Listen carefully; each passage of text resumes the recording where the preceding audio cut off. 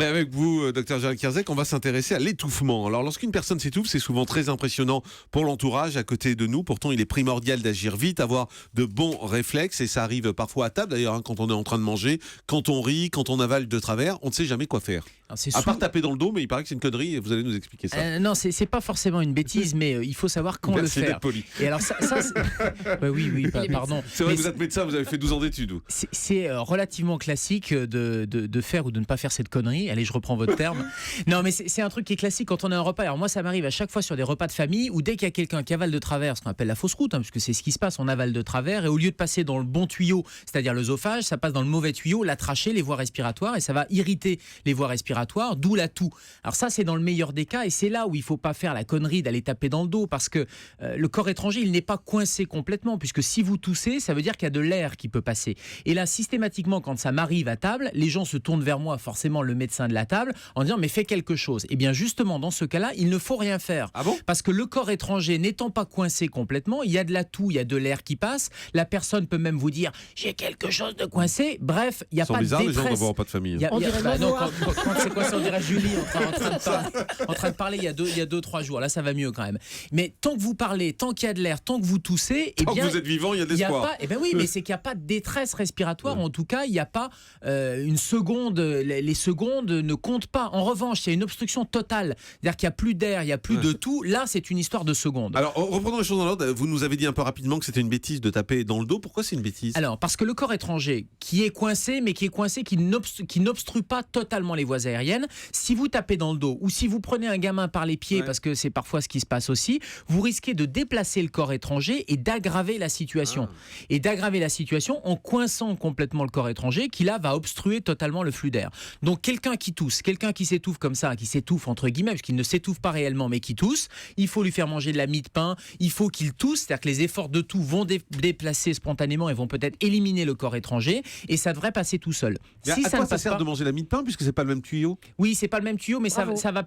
Non, mais exactement. Sauf que anatomiquement, le fait de prendre de la mie de pain, ça va pousser un peu, ça va descendre dans l'œsophage, ça va pousser un peu en avant sur la trachée et ça peut déplacer le corps étranger. Et puis ce sont les efforts de toux qui vont faire bouger aussi ce corps qui est coincé. Donc faut tousser le plus possible, en fait. Vous toussez le plus possible, et puis ça devrait passer tout seul. Dans l'immense majorité des cas, il n'y a même pas besoin de médecin. En revanche, si c'est chez un enfant et qu'il y a eu ce qu'on appelle ce syndrome de pénétration, c'est-à-dire qu'il y a un corps étranger qui a pénétré, le gamin se met à tousser, et puis hop, ça se débloque, il faut consulter un médecin, parce que le corps étranger, soit il était expulsé à l'extérieur, il l'a craché, donc là tout va bien, mais parfois le corps étranger, il est poussé plus loin, c'est-à-dire qu'il descend dans les poumons. Et s'il descend dans les poumons, ça peut être responsable à moyen terme, au bout de quelques semaines, de pneumonie, parce que ce corps étranger va se surinfecter et c'est comme ça que chez des gamins qui font des pneumopathies, des pneumonies à répétition, surtout à droite parce qu'anatomiquement c'est la bronche qui descend dans le poumon droit, eh bien il faut se poser la question, il faut faire une radiographie pulmonaire parce qu'il y a parfois un petit corps étranger passé inaperçu, le gamin a toussé, on se rappelle plus de ce syndrome de pénétration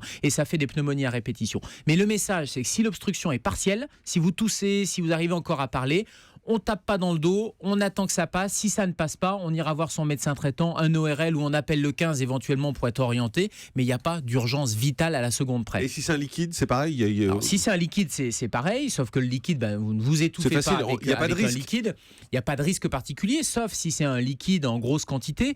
Et parfois, chez les personnes âgées, notamment qui mangent une nourriture un peu moulinée ou des soupes, ça peut faire des vraies fausses routes avec une inondation et un vrai risque vital. Des poumons, une inondation des poumons. On peut inonder les poumons.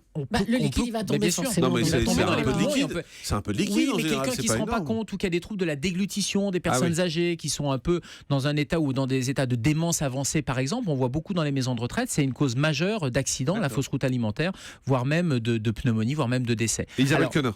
Le problème, c'est quand il y a une obstruction complète. Total. Ça nous est arrivé avec ma fille aînée. On s'en est pas rendu compte tout de suite. On était plusieurs autour de la table. Elle a commencé, elle pouvait plus parler, elle pouvait pas tousser, elle pouvait pas parler. Tout à coup, on s'est rendu compte qu'il y avait un truc qui passait pas bien. Alors là, c'est mon grand frère qui l'a basculé, qui lui a mis la tête en bas.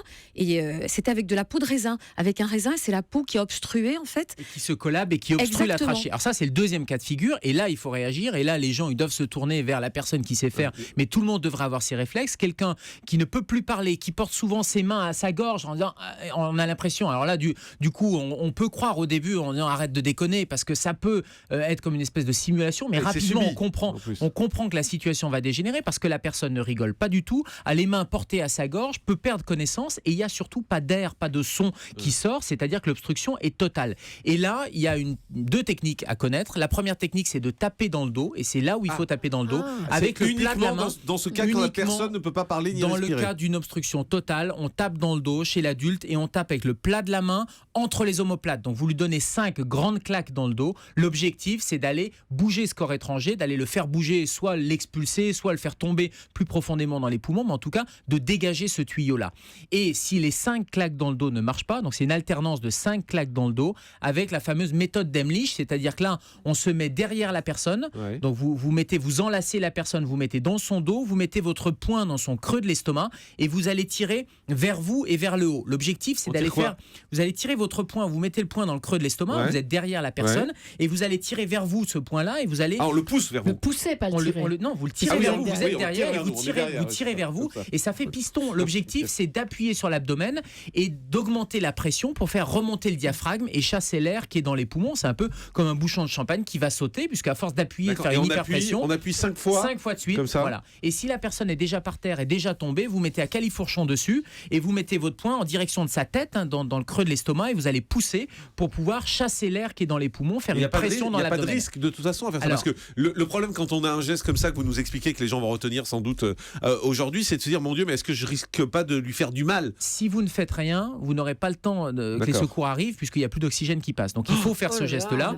5 méthodes d'Emlich, 5 claques dans le dos. 5 méthodes d'Emlich, 5 claques dans le dos jusqu'à ce que les secours arrivent, que vous aurez prévenu bien sûr en parallèle. Vous faites appeler le 15 ou le 18. Si le corps étranger se décoince au bout de quelques manœuvres comme ça, et c'est souvent le cas, ça va être efficace, consultation médicale impérative, parce que vous avez raison Jean-Marc, le fait de faire cette hyperpression abdominale, il y a des risques et il faut faire un examen médical, notamment vérifier l'œsophage, faire une radiographie des poumons. Donc il faut quand même consulter en urgence parce que c'est une méthode qui n'est pas anodine et ne vous amusez pas à la faire comme ça juste pour rigoler en disant tiens, je vais m'entraîner pour essayer, parce que c'est une méthode qui est assez violente. Et mettre la tête en bas alors on met pas la tête en bas, notamment chez les enfants, on met pas la tête en bas. Chez les enfants, on fait pareil. Alors là, ça a fonctionné, Isabelle, dans votre cas, et ça lui a peut-être sauvé la vie. Mais en tout cas, dans les techniques qui marchent le mieux, donc ça, la technique qu'on a décrite, c'est pour l'adulte. Et pour les enfants, pour les nourrissons, notamment les nourrissons de moins d'1 an, on fait pareil, les claques dans le dos, mais on prend le gamin sur son genou, et puis on va lui mettre la tête un peu en bas, un peu en position d'équilibre, la tête un peu en bas. On fait 5 claques dans le dos, on le retourne et on fait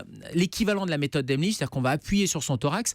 L'objectif, c'est vraiment d'écraser le thorax pour chasser l'air et éliminer le corps étranger, vraiment comme un bouchon. Et si on est tout seul, on fait comment? Parce que ça peut arriver. Ça, c'est la bonne question, surtout que ça peut aller très vite. Alors si on est tout seul, il y a quelques méthodes un peu qu'on appelle des méthodes de chasse qui peuvent marcher, notamment sur le coin d'une table. Essayer de se mettre sur le coin d'une table, d'essayer de faire un mouvement et de faire cette hyperpression. Vous mettez sur le coin de la table. Mais on peut le faire tout seul, non? On peut pas c'est comme vous le faites là.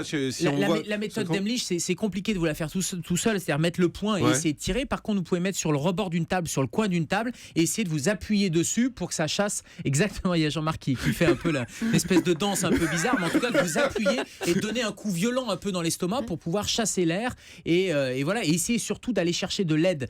Moi j'ai une histoire comme ça assez terrible avec un couple qui dînait et la dame va chercher au téléphone, répond au téléphone à côté, et quand elle revient, son mari est inanimé, c'est-à-dire qu'en l'espace de quelques secondes, il n'y a pas de son, donc il peut pas appeler, il peut pas crier au secours. Donc là l'objectif, ça serait de sortir, d'aller voir des voisins avant que vous ne perdiez connaissance. Et autrement, on peut même pas appeler les secours du coup, parce qu'il y a plus de son. Mais vous pouvez aller chercher, sortir de chez vous, essayer d'aller chercher un petit peu de l'aide et puis tomber sur quelqu'un qui va vous faire cette fameuse claque dans le dos ou méthode d'Emlich. Merci beaucoup pour tous ces conseils très pratiques, docteur Gérald Kierzek. On a bien compris cette méthode à appliquer. Je crois qu'on a tous envie de garder ça en mémoire. Et allez vous former aux gestes d'urgence. Je pense que c'est important aussi d'avoir vu. Qui nous forme? Les associations, beaucoup d'associations forment, la Croix-Rouge, les pompiers, la protection civile. Donc vous allez sur les sites de la mairie et vous avez des formations au secourisme qui en 10 heures permettent d'avoir un panorama de l'urgence et d'avoir les bons gestes. Merci, docteur Kierzek.